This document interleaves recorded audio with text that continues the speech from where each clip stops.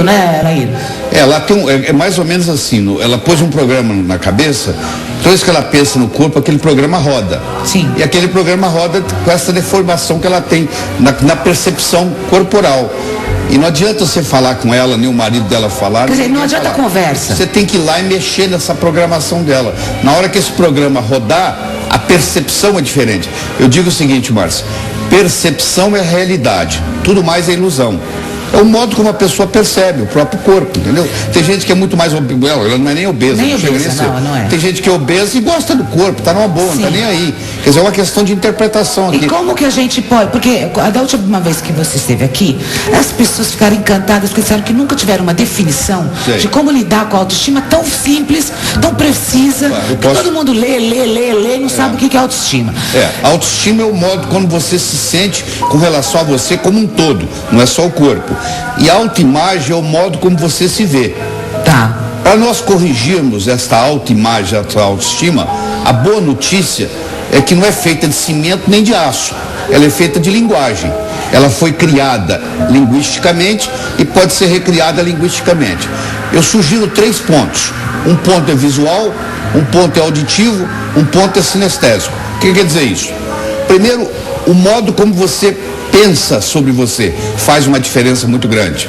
Então eu recomendo a pessoa, por exemplo, pegar a foto mais bonita que ela tenha. Sim. De todas as fotos, essa é a melhor. Tá. Você coloca no espelho do banheiro da sua casa. Isso vale também, Laír, para uma pessoa que está acima do peso ou abaixo do... Perfeitamente. Tá, ok. Ela está a ponto de fazer o seguinte, eu recomendo para as pessoas que querem emagrecer, que ela vá numa banca de jornal, compre um corpo ideal, numa revista, corte a cabeça, coloca a cabeça dela naquela foto e coloca no espelho. Eu vou recomendar para ela fazer isso. Certo. Aí a pessoa vai olhando aquela foto dela com o corpo ideal que ela comprou da revista e automaticamente o inconsciente vai incorporando aquilo pouco a pouco. Água mole em pedra dura, tanto bate até que fura. Quer dizer, realmente esse processo inconsciente acontece quando ela começa a visualizar.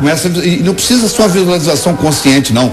Pode estar na sua visão periférica. Você coloca no espelho do banheiro, não significa que de manhã você tem que ficar olhando aquilo, não. Só o fato de você estar olhando no espelho, inconscientemente você está captando aquela imagem. Isso que é bonito. Tá. Não precisa ser uma coisa consciente.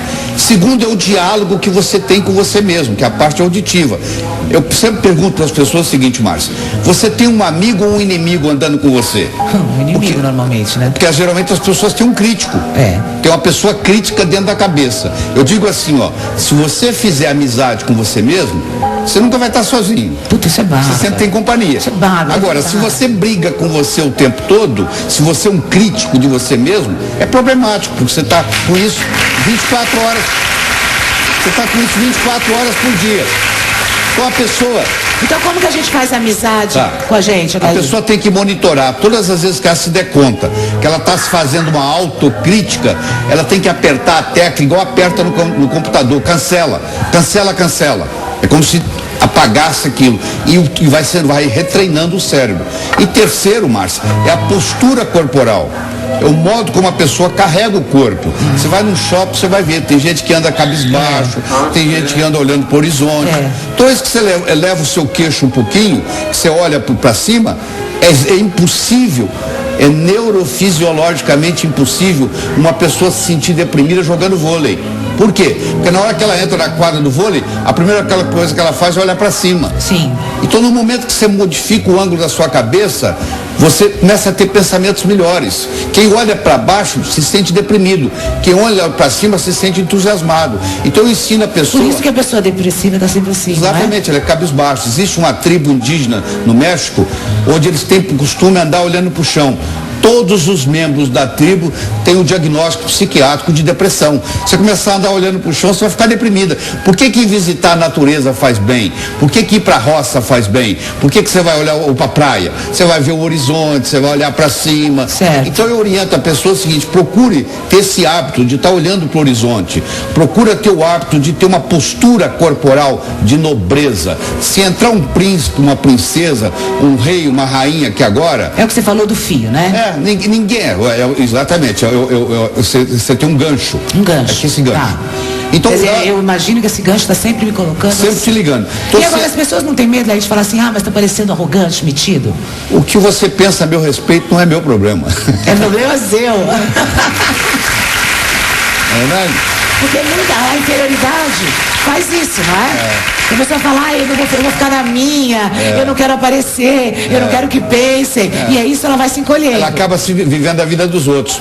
E eu diria para Renata, nunca se compare com ninguém. Tem sempre alguém mais bonito que você, tem sempre alguém mais jovem que você, tem sempre alguém mais inteligente que você. No momento que você se propuser a se comparar com os outros, sempre você vai sair perdendo em alguma coisa. O que você tem que fazer é o seguinte, é comparar a Renata com a Renata. Como a Renata era ano passado, como ela é hoje, como ela quer ser amanhã. Entendeu? Aí sim, aí te dá estímulo. Você começar a se comparar com os outros. Então a gente tem que fazer amizade. Olha, isso é muito importante, porque eu até às vezes, por um outro ângulo, eu falo que a gente tem sempre a vozinha do bad guy, do good guy falando com a gente. Sempre uma coisa puxando para trás. A maioria tem um crítico dentro da cabeça. Exato. E essa amizade é muito importante. Muito importante. Agora, Olair, imagina o seguinte, tá? Então eu não tô legal mesmo. Por algum motivo eu tô relaxada, tô esculhambada, mas faço essa amizade e começo a me sentir bem. Sim. E aí? A imagem no espelho, que te dá a parte visual. Mas eu não tô legal, veja bem, eu começo a pensar, mas eu tô esculhambada. Eu sei, automaticamente eu vou me cuidar, é isso? Você só tem jeito de cuidar de 3 formas. É com a imagem, é com o som e com a postura. A primeira coisa que você faz, você melhora a sua postura. Automaticamente você melhora o seu estado de humor. Se você mudar a postura, na mesma hora, é imediato. Você mudou a fisiologia, você muda o estado mental. É imediato. Sim. Então é uma em cadeia, é feito dominó. É uma coisa simples, não custa nada, entendeu? Não tem que fazer um curso superior, não tem nada. É uma coisa simples. Esses 3 componentes, ó. A parte visual é a imagem. Você tem que pegar uma imagem sua que você goste, de uma foto, ou de um corpo que você comprou na banca de jornal, coloca a sua cabeça e coloca num lugar onde você visualiza com frequência, mesmo que seja periférico. Tá, quer dizer, mas tenho que colocar a minha imagem lá. Tem que ter o seu rosto lá. É lá que meu cérebro me reconhece.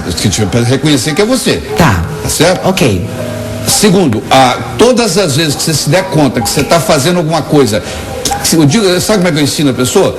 Se você tratasse o seu melhor amigo do modo que você se trata, o seu melhor amigo continuaria sendo seu melhor amigo? A maioria diz não. Não, Então, porque quer dizer, você está sendo muito crítico com você mesmo. O pior crítico não é o que está lá fora, é o que está aqui dentro. E por que a gente tem essa dificuldade lá de se tratar bem?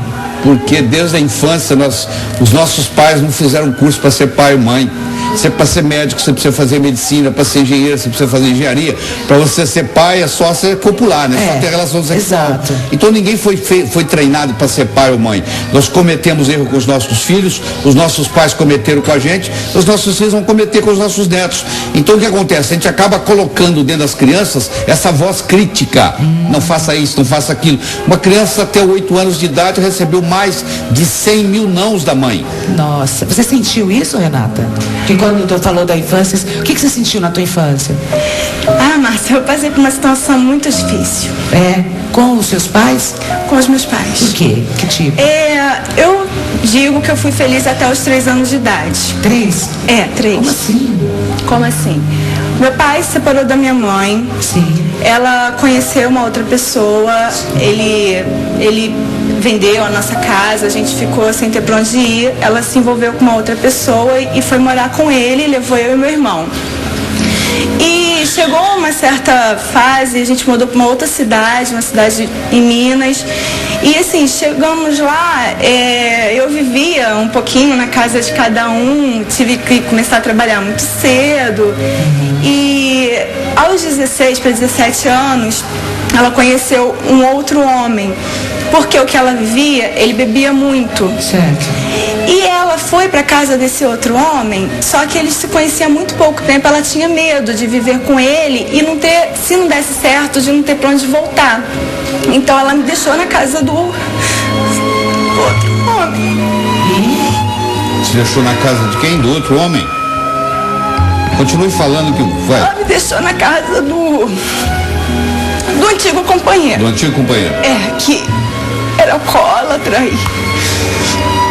Aí às vezes ele tinha alucinação, achava que eu era ela. Daí que veio. Tá vendo? essa distorção que ela tem corporal, surgiu daí, né? Renata. A boa notícia aqui, Renata, é que isso aí pode ser resolvido, você tá bom? Você não precisa, ninguém está condenado a ser quem sempre foi. Escute isso com carinho. Ninguém está condenado a ser quem sempre foi. Se você fosse conversar aqui na plateia, muitos tiveram essas dificuldades e superaram. Nós somos os únicos animais no planeta Terra que temos a habilidade de começar de novo. Não interessa o que aconteceu ontem, não interessa o que aconteceu na sua infância. Renata. Não, começa de novo.